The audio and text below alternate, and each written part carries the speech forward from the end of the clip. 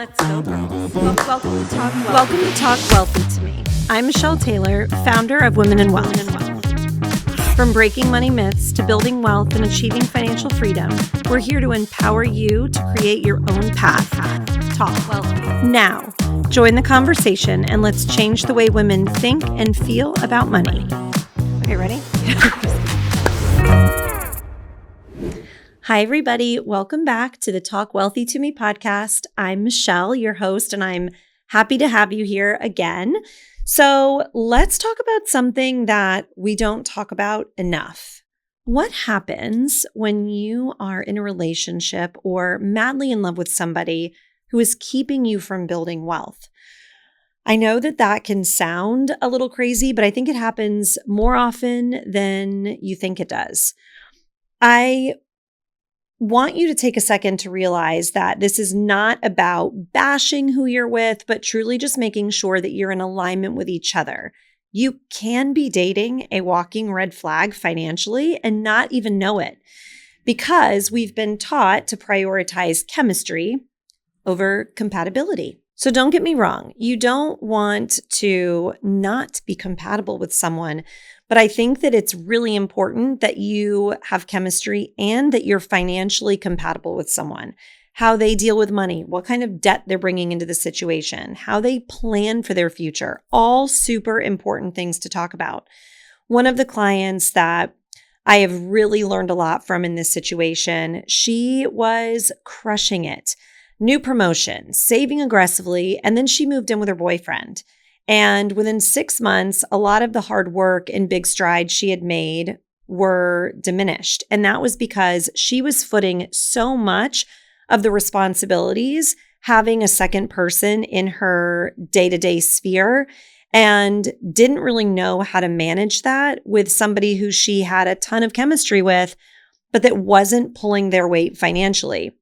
So I want you guys to think about, again, this is not a negative. And if you're already in a situation where somebody is your better half or other half, it doesn't mean that you need to get out of a relationship. It just means we need to be really intentional about the conversations that we're having and making sure that we're on the same page when it comes to financially planning for a future that you're building with someone. It's not just about love and chemistry.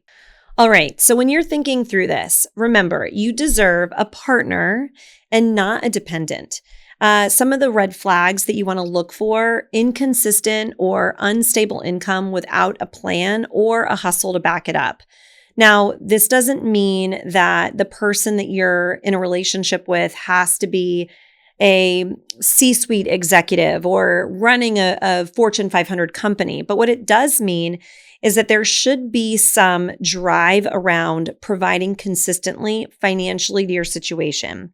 If the income is not consistent, the hope would be that they are looking for ways to have a side hustle or grow in their career to make sure that the financial stability they need to bring to the table is on the forefront of their mind, and they're not just relying on you to provide it. Another thing you want to talk about is hidden debt or reluctance to share their financial background or their financial picture.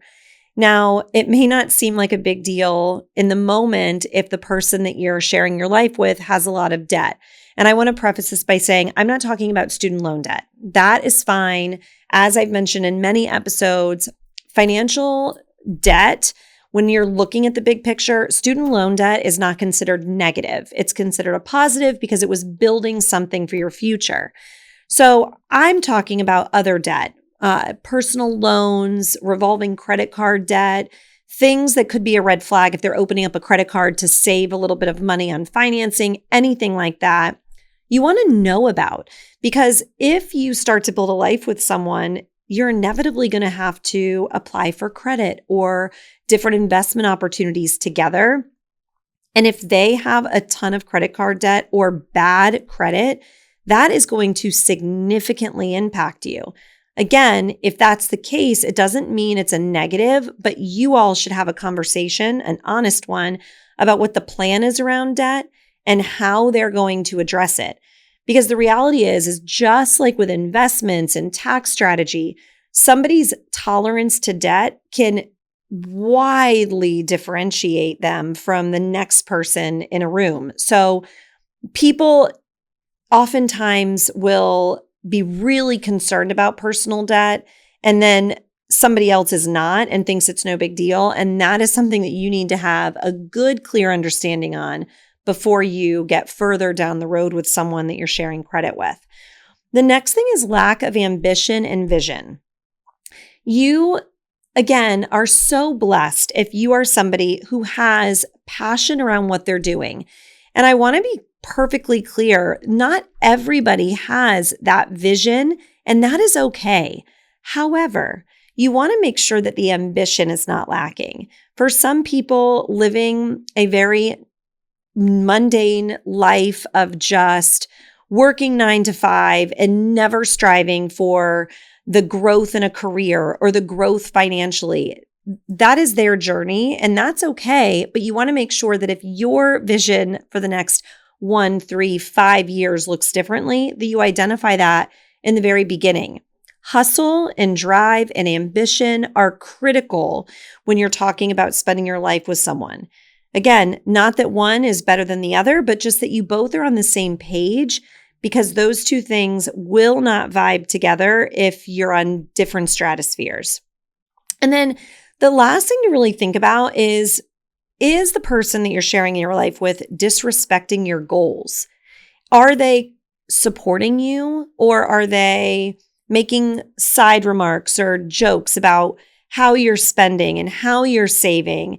And then when you are doing good financially, maybe there's comments like, oh, you have a good job, or you have discipline around these financial things, so it makes you come across as entitled or thinking you're better. Ladies, do not tolerate any of that. That is not the kind of partner that you want to share your life with. And it is truly part of the most important decision you'll ever make. And I heard that comment. I'm sure you guys have heard it. But who you choose to spend your life with is the number one decision you will make to dictate what kind of life that you live. So if you're getting any kind of, side jabbing or jokes being made at your expense that call into question the disciplines and the habits that you have a real conversation about that, so that the person that you're with knows that it is not okay. They need to get on board with what you're working towards or get off the train. All right, so this one is super close to my heart because I am lucky enough and have been blessed with a partner that is comfortable with kind of the gender roles and money and how that all works. My husband, I could not do any of the things that I do in this life, whether it is spending time with my kids and making sure that I'm present there, growing a business, hosting a podcast, traveling, being a friend, a daughter, a niece, all of those things I could not do without him. And when we first met, his goal was always to give me the rope that I needed to run because I knew I wanted to build something really significant. And what that means is there are plenty of times that he's taking the back seat to some of the financial decisions that we need to make, or the picking up some of the slack that comes with having to have late nights at the office or a travel schedule with the kids. And again, he's comfortable with that, and that has made all of the difference. So I want to encourage everybody to take the gender roles and what we traditionally have grown up thinking and challenge that narrative and find a partner that will challenge that narrative. So let's talk about the idea of a provider and how that gets twisted. Being a provider doesn't necessarily mean just a financial provider. There are so many different ways to provide for a family, and it's really important that everybody is on the same page. So traditionally, we grew up thinking that the man was a provider and the woman was a caretaker. And that doesn't always match reality. I don't know about you guys, but I've seen this said before, and it is so true. Women are expected to hustle like a CEO and then raise their kids like they're a stay-at-home mom. And I don't need to tell you, but that is impossible. And so having a partner that understands that those roles could be a little bit shifted is critical. Women are expected to be the emotional and financial backbone of a relationship, and then they feel guilty about asking questions. I know even for me and mom and my mother-in-law, I don't mean to put you on blast, but there are so many times that I've had to remind them, would you be saying this to me if it were Jason that was traveling? Or are you just saying it because I am not fitting into the traditional gender role that you guys grew up with? And they both said, oh my God, you're totally right. I think that that's so important, is call it out. It's never, I don't think in at least this situation, it's never done with malice or ill intent, but it is just something that we've been raised with, and it's been ingrained in us from the very beginning. Address it now so that there's no animosity, and build out what works for your family. Also, when you're thinking through what these provider caretaker roles look like, so some of the imbalances that show up are not just around the financial imbalance of who's staying home and who's the one that's going out and working later nights, but also splitting everything 50-50. If someone's income is half of what the other's is, that doesn't really seem fair all the time, especially if you're in a relationship where you guys aren't married, you're not sharing accounts. So think with me for a second about somebody who is, let's say, starting a new business and they're bringing in $50,000 a year. They're married to somebody that's established, and maybe that person is making $150,000 a year. For them to split all of the bills 50-50 would have a much higher impact on the person that only is bringing in a third of what the other person is bringing. So it doesn't matter if it's the man or the woman. It doesn't matter if it's the one that's staying home. Maybe their business is based at home and they're doing exceptionally well, and the other person is the one going out and working a 9-to-5 that's maybe not at the same level that they're at. It doesn't matter who it is. It just matters that how you're contributing to the household or your family should be indicative of the salary and where you all are at. That is going to prevent people from feeling like they are either inadequate or not getting enough of a say because they're not bringing enough into the family. It should definitely be a cohesive conversation, but one that feels fair. The other thing is one person managing all of the bills. This gets really hard. And I can speak from experience. Sorry, babe.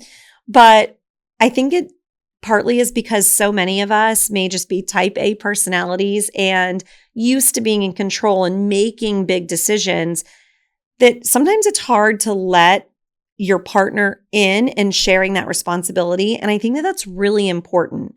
One person should not be responsible for all of the financial ins and outs of a household. You need to be splitting the responsibility, having those money dates that we've talked about before, and really encouraging the other person to ask questions, know what you're working towards, know what bills are due and when they're due, and how that fits into your overall strategy. The other thing I would say is investing in your future, and you have a partner that's maybe living paycheck to paycheck by choice. This again goes back to spending habits. And I'm the first to say that that can be something that's a little intimidating, especially if you're not married. But if you're just living your life with someone, it's hard to feel that you can dictate how they're spending their money. And I can relate to that. I understand. However, when you're talking about bringing funds into a household together, or a overall financial plan together, you want to make sure that one person isn't doing all of the investing and all of the saving, and the other person is spending frivolously and doing things that are important to them and not pulling their weight with building the big picture. So love is not a financial plan. If you're building alone, it certainly won't work. You are in a partnership, and this is not a project, and you are not supposed to be molding the person you're with. Now, I understand being patient and working with someone because you love them. That's fine. But if you see a trend that they don't want to change, don't want to have the same conversations, they could get to a point where they are holding you back financially. And that is something that you will never recover from, especially if you get married and the trajectory of your life will look different forever. So have those conversations today and make sure that you're on the same page. Okay, so how do we have these conversations? Transparency is key. Financial transparency should not wait until you're engaged. You should be having the conversations now, before you get to a point where things are really serious, just to make sure that you're either at the same place or working towards the same place. I want to give you permission to ask the hard questions. And I don't want you to sound like it's an interrogation, because that's never going to feel fun. You don't want this conversation to take place in an environment where someone could feel defensive or like they were being attacked. So some of the things you may want to say when you're thinking through this is, hey, I've been thinking about how we handle money as a couple. Can we both lay out where we're working with and what we're doing and see if it's an alignment for the future that we're planning together? Or what does financial security look like to you? What are your goals in the next 3 to 5 years? Are you open to looking at our monthly expenses together and seeing what's working and what's not working?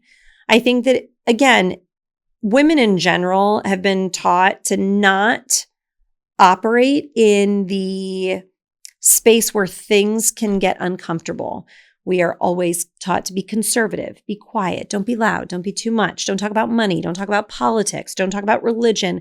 All of these things, in my opinion, have held us back. So be the one to bring up the conversation. Even if you're not the primary breadwinner, I know that can be even harder. But if you are in a situation where you feel you're making really good financial decisions, have the conversation, have it in a non-confrontational way, make it feel collaborative, and let's normalize bringing back the second date money question. So you go on a first date or you're in the honeymoon phase of a relationship. Make sure you understand this. You are not a gold digger. You are not focused on money in a way that would be unhealthy if you just ask your partner if you're financially aligned. You are committed to building a life and a future that you envision for yourself. You want to build wealth and you want to have somebody with you that's doing the same thing.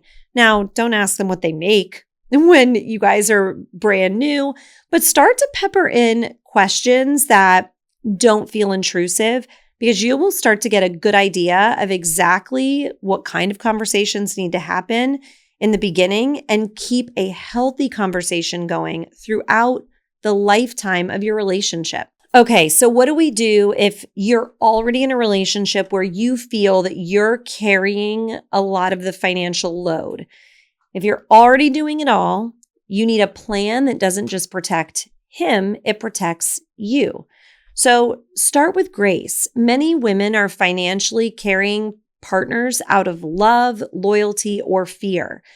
And again, if this is something that you guys have agreed upon, if one of you is in a transitional space in your life, looking for a promotion, starting a new business, that's all fine. The burden of carrying more of the financial responsibility will shift many times in a relationship, but you want to make sure that you're handling it gracefully and having honest conversations around it. But if you're covering the rent, the groceries, the car notes, and you're still expected to act like everything is equal, that is not love, it's leverage. And as much as we love leverage in the investment space and in building wealth, you don't want to have that kind of relationship leverage. So if you're feeling like things are a little bit uneven and you maybe are being taken advantage of, that's a conversation we need to get in front of immediately. So how do we reclaim this financial power? Draw a clear boundary. Here's what I can contribute every single month. Beyond this, we need to rebalance. That should feel good to any of you listening because it is not combative, but it is strong and it's confident. You also want to insist on sharing responsibilities or contributions, even if it's non-monetary. Cooking, childcare, cleaning.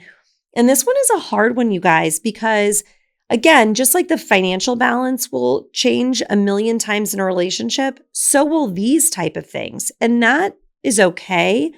But again, you don't want any kind of animosity building up. So make sure that if you have a partner that's doing heavy lifting in another area of y'all's life, that you are appreciative, you're talking about it, and just know that it is temporary and that it's part of the big plan, and that the ebbs and flows of a healthy relationship will always include a balance of or rebalance of responsibility, whether it's financial or taking care of the kids, giving bath time, cooking, whatever it is.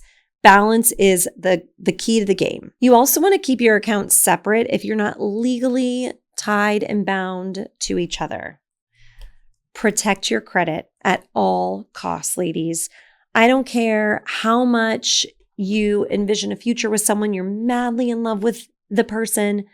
Do not co-sign or put your credit on the line for somebody that you are not legally tied to. Having bad debt or bad credit is something that will follow you and haunt you for a long time. And if you're not in a relationship where you are married or in a domestic partnership, something, you could be paying for these mistakes well after the relationship ends. I know for me, several years ago, I had a co-signing situation with somebody that I was with. And every time I would look at my credit report and see that little snafu on there, it just reminded me of all of the decisions I could have made that would have been better. So it was a good life lesson, but take it from me. Let me be your hindsight and foresight so that you're not figuring this out after the fact. Avoid it at all costs. Your credit should be protected as much as your social security number. It is your baby and it is always yours. It's never going to shift to be a shared responsibility. Protect your credit. Do not co-sign. Be part of the solution. Help find reasonable alternatives if somebody needs the help. But one of them should never be co-signing on a loan unless you are married. Another thing is bank accounts. So even at that point, I don't think it's a bad idea to have a shared account if you are working towards a vacation or a common goal. But just know that that account technically can be wiped out if you end the relationship and you have no recourse.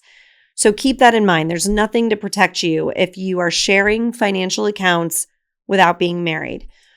Another thing to think through always is revisit your goals. I want you to think, is this partnership helping or hindering what I'm trying to build? And again, if it feels a little bit like it's hindering, it doesn't mean that it needs to end or it's bad, but you want to just have those honest conversations, which I feel like is something we always come back to. Consistency, conversations, transparency, and just communicating with the people that you're involving in your life is going to be critical. So make sure that you're always looking back at your goals. Have you gotten off track? Is this person off track? Are you guys still working at the same speed or level that you always were? And make it something fun. Have a date night. Talk about it. Bring it to the forefront. And if it needs to be fixed, fix it now. So as this conversation comes to a close, I want you to remember that you are not high maintenance for wanting financial alignment with your partner. You are high value. Again, this is a decision that will impact the rest of your life. So no pressure, ladies, but this is one to take seriously. Have the conversations. You want a partner, not a dependent. You want somebody that is contributing to the big overarching theme of your financial wellness or your wealth building journey.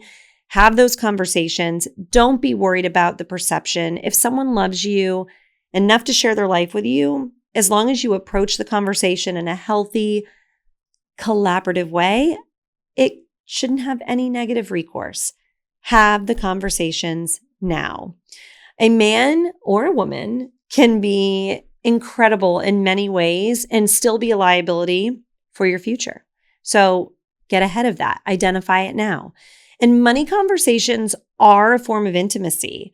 Transparency is sexy. To know what somebody is working with, what their goals are, what they're thinking about, what their debt is, that is an intimate conversation. And if you're being intimate in many other ways, add this to the piece that needs care and to be looked after.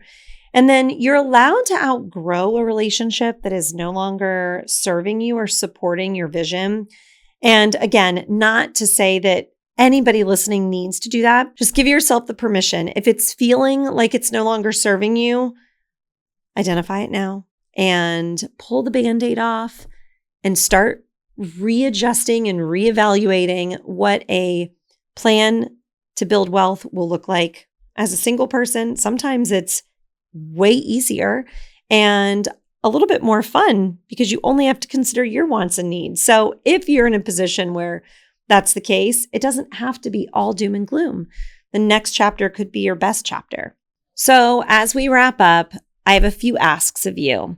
If this resonated and there's a woman in your life that needs to hear it, text this to the group chat, ladies. I know we all have one, but let's help each other and make sure that the people that we care about are getting the information that they need. Have the honest conversations this week about money with your partner. Make it fun. Sit on the couch. Don't hit play on Netflix. Have this conversation instead. And then DM and tag us. If something in this really resonated with you, we love to see all of the feedback. So tag us at Talk Wealthy to Me so we can share it with other listeners and keep the awareness and impact going. And as always, let's change the way women think and feel about money together. Until next time.